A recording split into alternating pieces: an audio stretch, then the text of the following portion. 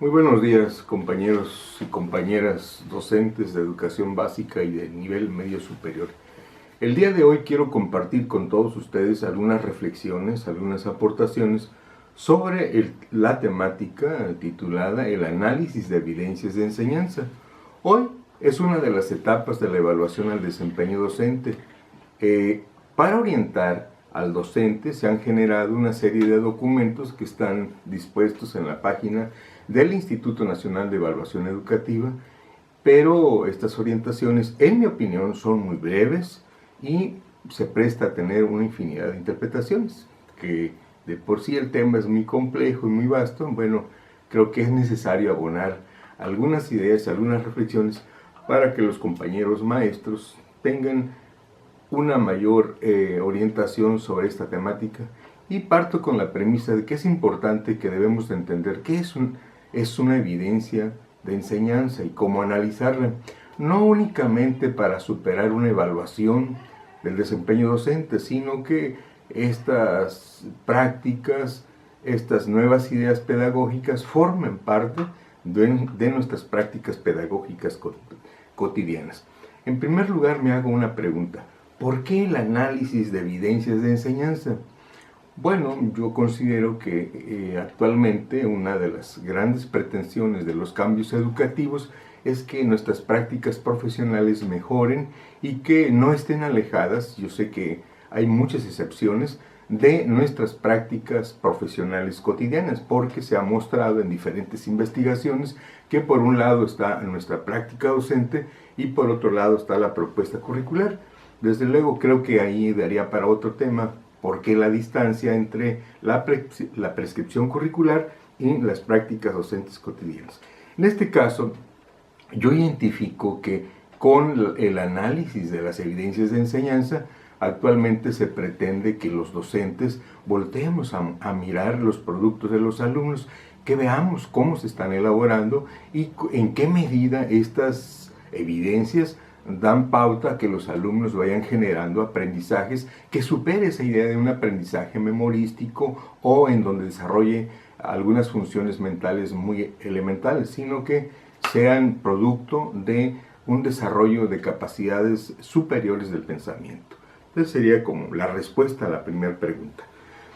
La otra pregunta, que es una pregunta muy obvia, es ¿qué son las evidencias de enseñanza o del aprendizaje? Que no me voy a meter en esta discusión si son evidencias de enseñanza o son evidencias de aprendizaje. En primer lugar, habría que precisar que desde 1992, en el caso de educación primaria, que ahí inicia la reforma, o en el caso de preescolar, yo diría que desde el PEP 81 empieza una reforma grande.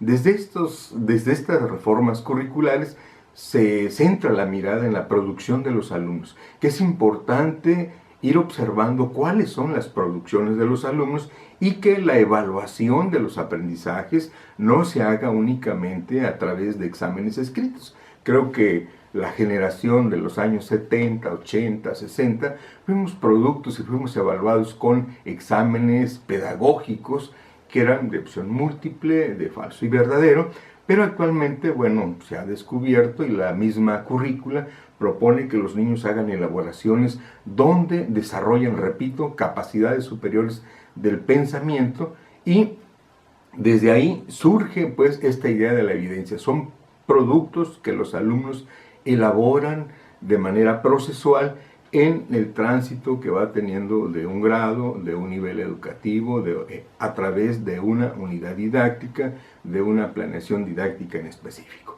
La otra interrogante que me hago es: ¿cuándo surgen y cuáles han sido algunas concepciones y prácticas docentes? Bueno, en el caso de la formación docente, déjenme decirle que desde el Plan de Estudios 1997 se viene pautando para los nuevos maestros que su evaluación ya no sea también a través de únicamente de productos escritos o evaluaciones escritas, sino que sea a través de productos de aprendizaje, evidencias de aprendizaje, que den muestra de lo que va aprendiendo en los diferentes cursos. Y en el caso de educación básica, ya comenté hace un momento que desde 1992 y en el 81 en preescolar. ¿Cuáles han sido nuestras prácticas? Creo que aquí hay diferentes prácticas, diferentes categorizaciones. En primer lugar, ¿cómo miramos esas evidencias de aprendizaje?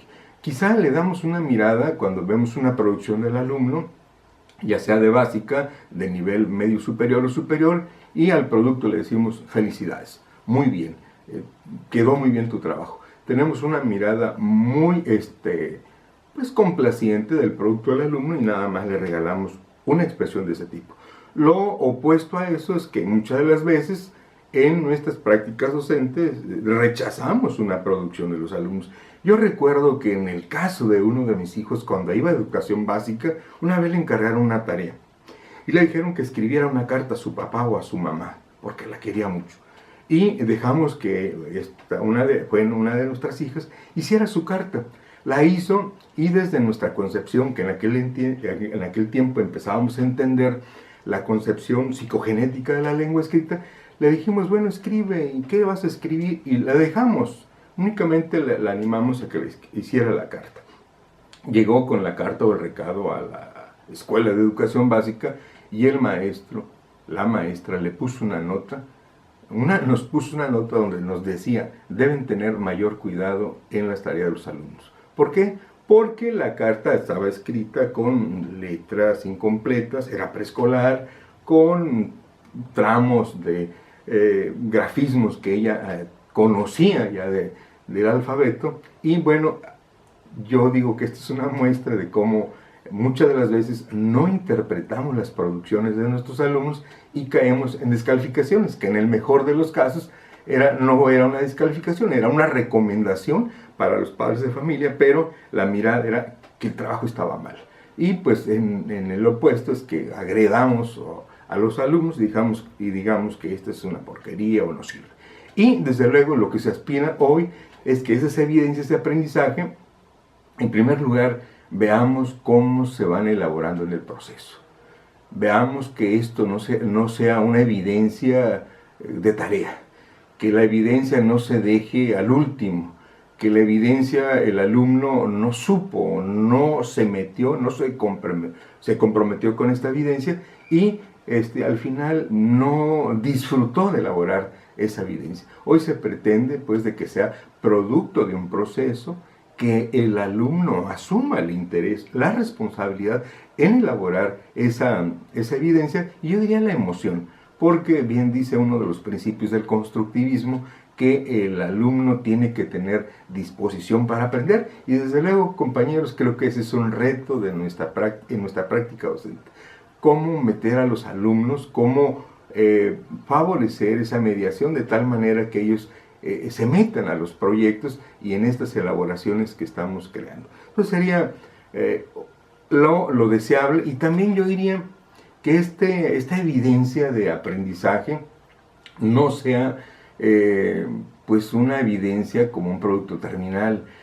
Partimos con la idea de que el aprendizaje son aproximaciones sucesivas a un producto. Nadie termina de aprender a escribir. Nadie termina de aprender a elaborar una multiplicación, aplicar las multiplicaciones, las divisiones a situaciones de la vida cotidiana. Y por lo tanto el producto va a estar cada vez más elaborado y va a haber pues retos que el alumno deba seguir asumiendo. Y también es importante mencionar que la evidencia de aprendizaje debe ser mirado no nada más por el maestro. Es importante que los alumnos sean capaces y creamos la cultura de que ellos vean su evidencia, digan, me quedó bien, creo que aquí faltó, creo que aquí debo de hacer una modificación.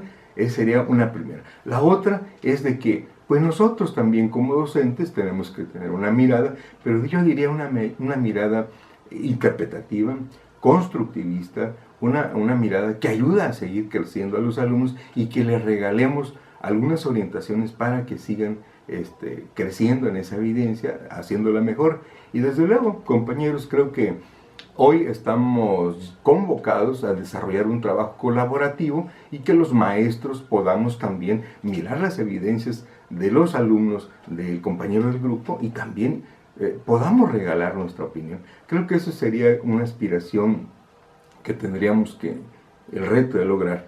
Y bueno, yo terminaría mi charla resumiendo lo siguiente. ¿Cuál sería un marco conceptual para mirar y analizar las evidencias de aprendizaje? En resumen, yo diría tres asuntos. El primero es de que el alumno tiene que asumir que está construyendo una evidencia y que esta evidencia la enmarcamos dentro de una planeación didáctica, dentro de una estrategia didáctica, y que pues el alumno forma parte activa, y desde luego el reto que tenemos nosotros como profesores, como mediadores del proceso de enseñanza-aprendizaje es grande. Esa sería la primera. La segunda es de que para poder diseñar las estrategias, para poder mirar mejor un producto, tendremos que tener pleno dominio del contenido temático, del asunto que se está tratando y en la que se ubica esa evidencia. En el caso, vuelvo a repetir, si pedimos a los niños de educación básica, a los preescolares, que elaboren un texto, pues el maestro tendrá el reto de tener pleno conocimiento de las actuales aportaciones de cómo aprenden a leer y escribir a los niños. Si es una evidencia, por ejemplo, de fracciones, de un problema que los alumnos han venido resolviendo en el proceso, es importante que el maestro conozca el enfoque de matemáticas, es importante que el maestro conozca el contenido. Y bueno, sería una segunda recomendación. Otra recomendación conceptual es de que, ya lo dije, lo resumo, que la evaluación de la evidencia, en esa evaluación participe el alumno, el profesor, otros colegas, y el reto mayor que tenemos, compañeros, ¿qué creen? Que no acumulemos las evidencias.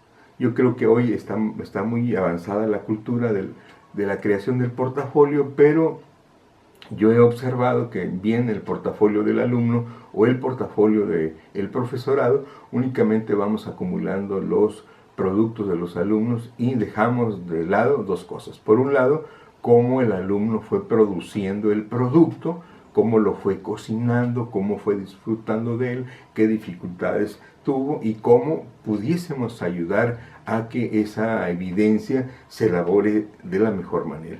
Y pues el otro reto es de que al analizar la evidencia es importante tener el dominio del contenido, tener muy presente quiénes son nuestros niños, en qué contexto y en qué condiciones están desarrollando para poder interpretar y poder dar sugerencias. Y desde luego, en el análisis de la evidencia no está exento que el profesorado estemos también inscritos en este enfoque de la práctica reflexiva, donde, bueno, si nos preguntamos por qué quedaron los trabajos de nuestros alumnos en este nivel, hay aciertos, creo que tuvimos aciertos, tanto ellos como el maestro o otros agentes educativos, como las condiciones de la misma escuela o la participación de los padres de familia, y que pues tengamos también la mirada en que somos profesores que estamos aprendiendo cada vez a hacer mejor nuestra tarea.